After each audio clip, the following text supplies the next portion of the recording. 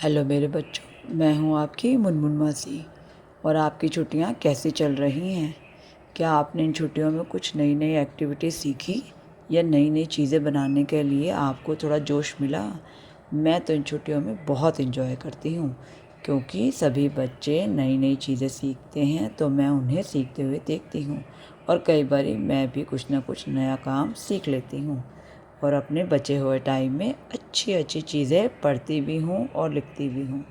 तो आप भी ऐसा कुछ शुरुआत इन छुट्टियों में कर सकते हैं। तो आज की मैं स्टोरी लेके आई हूँ, उसका नाम है समझदारी का है बोलबाला। एक बार एक गांव में एक परिवार रहता था।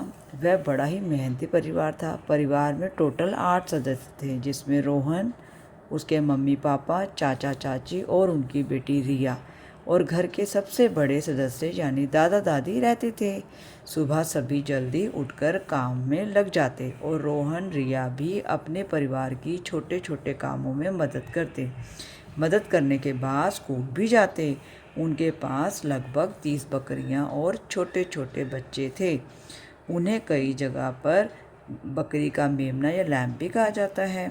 अक्सर दादाजी और चाचा जी ही रोज़ बकरियों को चराने जाते।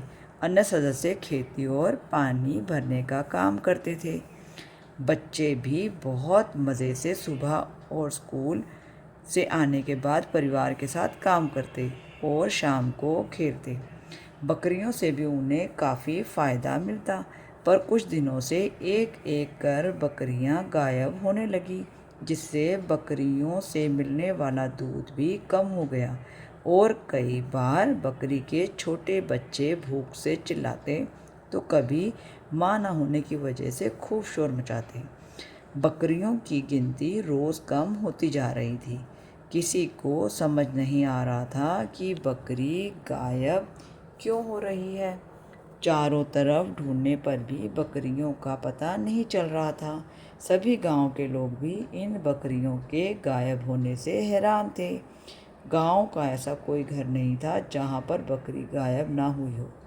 तभी सभी लोग गांव जंगल में बकरियों को ढूंढने निकले।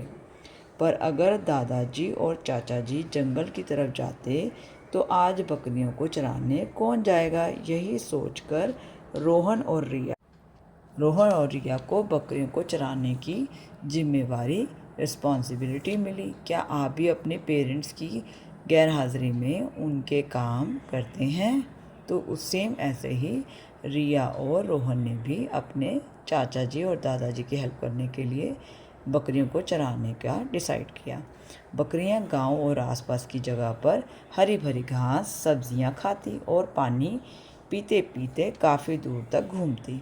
रिया और रोहन सभी बकरियों को एक साथ चलाने के लिए इधर से उधर लाठी डंडी मारकर और मुंह से अलग सी आवाज़ निकाले एक साथ चलाते और बकरियां भी झुंड में यानी एक साथ घास पत्ते खाती हुई इधर उधर मैदान में चल रही थी यानी खा रही थी। क्या आपने एक साथ बकरियों को, भेड़ों को झुंड में चलते हुए देखा है? मैंने तो देखा है। हम गाड़ी में बैठे थे और हमारी गाड़ी के सामने से लगभग 100 भेड़ बकरियों के झुंड ने हमारी गाड़ी को चारों तरफ से घेर रखा था और मुझे तो वह सीन बहुत अच्छा लगा। और साथ ही जब वह एक दूसरे से टकराती तो भेड़ों और बकरियों की आवाज़ तो बहुत अच्छी लगती है कि जैसे वो कोई गाना गाती जा रही हों या अपने दोस्तों से बातें कर रही हों। यह दृश्य देखकर मुझे तो बहुत शांति भी मिली और खुशी भी हुई। वो धीरे धीरे आगे निकल गई, लेकिन उनकी भीड़ में जब तक हमें क्रॉस किया, सामने से आते हुए वो पीछे की तरफ धीरे धीरे निकल रही थी। तो एक बार तो लगा कि सभी ने हमारी गाड़ी को चारों तरफ से घेर लिया। गले में उनकी अलग अलग तरह की घंटी घुंघरू बंधे थे। उनकी आवाज़ बहुत ही मीठी लग रही थी।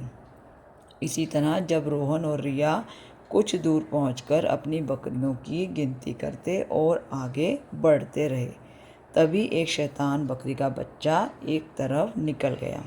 रोहन ने रिया को बोला कि वह बच्चा कहीं दूर ना निकल जाए, इसलिए तुम यहाँ ध्यान रखो, मैं उसे लेकर आता हूँ। पर बच्चा थोड़ी दूर जाते ही पौधों के बीच में गायब हो गया। रोहन ने चारों तरफ देखा और बकरी के बच्चे की आवाज़ तो आ रही थी पर बच्चा नहीं दिख रहा था। रोहन ने पौधों की टहनियों को डंडे से हटाते हुए देखा तो वहाँ एक गहरा गड्ढा था जिसमें कुछ बकरियां मरी पड़ी थी पर कुछ जानवर जख्मी थे जिन्हें गहरी चोट आई थी। रोहन ने गड्ढे के आसपास सभी जगह अच्छी तरह से देखी और वहाँ पर अपनी एक बड़ी सी टॉवल जिसे वह अपने कंधे पर ही टांगता था वहाँ अच्छी तरह से टांग दिया निशानी के लिए, जिससे वह जब वापस आए तो उसे वह जगह आसानी से मिल जाए। और साथ ही उसने जो है मोटी मोटी टहनियों को उसने उस गड्ढे के ऊपर रख दिया ताकि एक भी जानवर उसमें ना गिरे। वह जल्दी से रिया के पास गया और दोनों भाई बहन बकरियों को वापस घर की तरफ मोड़कर घर तक पहुँचे। जल्दी ही रोहन ने परिवार और गांव के सभी लोगों को इकट्ठा किया और सभी को अपनी सारी बात बताई कि एक बकरी का बच्चा गड्ढे में गिरा था और वहाँ पर कुछ बकरी भी घायल पड़ी हैं। वह गड्ढा बहुत ही गहरा है और पौधों और पेड़ों के बीच में होने की वजह से हमें कभी दिखा ही नहीं। सभी गांव वाले सुबह होते ही एक साथ उस गड्ढे के पास गए जहां रोहन ने अपना बड़ा सा टॉवल निशानी टांग रखी थी। सभी को वह जगह जल्दी ही मिल गई। बड़ी बड़ी रस्सियों को टांग कर दो लोग उस गड्ढे में उतरे और सभी जानवरों को धीरे धीरे खींचकर गड्ढे से बाहर निकाला गया। कुछ बकरियां भेड़ें गंभीर चोट की वजह से मर चुकी थी पर कुछ घायल थी यानी जिंदा थी पर उन्हें चोट लगी थी। प्यारा सा बकरी का बच्चा डरा तो हुआ था पर उस गड्ढे में उसकी माँ भी कुछ दिनों पहले गिरी थी और बच्चा माँ को देखकर उससे लिपटा हुआ था, उसे प्यार कर रहा था। दोनों बहुत खुश उस गड्ढे से बाहर निकले। बकरी का मेमना उछल उछल कर खुशी को दिखा रहा था। सभी ने रोहन रिया को शाबाशी दी और खूब इनाम दी। सभी गांव वालों ने उनको इनाम दिए। परिवार के सभी लोग रोहन रिया की बहादुरी से बहुत खुश थे, प्राउड फील कर रहे थे कि हमारे बच्चे कितने समझदार और बहादुर हैं, निडर हैं। तो मॉरल ऑफ द स्टोरी यानी हमें हर स्टोरी से कुछ ना कुछ सीखने को मिलता है। तो इस कहानी से आपने क्या सीखा? तो मैं आपको बताती हूँ, कितनी भी बुरा टाइम हो या आप कितनी भी बड़ी परेशानी में हो तो भी सोच समझकर समझदारी से सभी चीज़ों को ध्यान से सोचकर ही डिसाइड करें कि क्या करना है या कैसे करें काम किया जाए बिना किसी का नुकसान किए। अगर आप भी सेम सिचुएशन में होते जब रोहन और रिया जंगल में बकरियों के साथ गड्ढे के पास थे तो क्या आप भी यही करते या सभी बकरियों को छोड़कर भाग जाते सभी को बताने के लिए गांव में?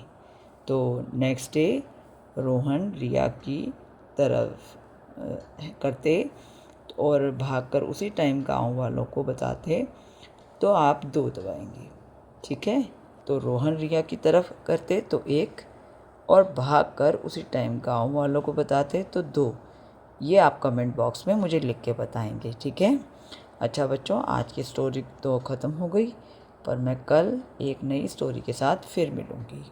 तब तक गुड नाइट।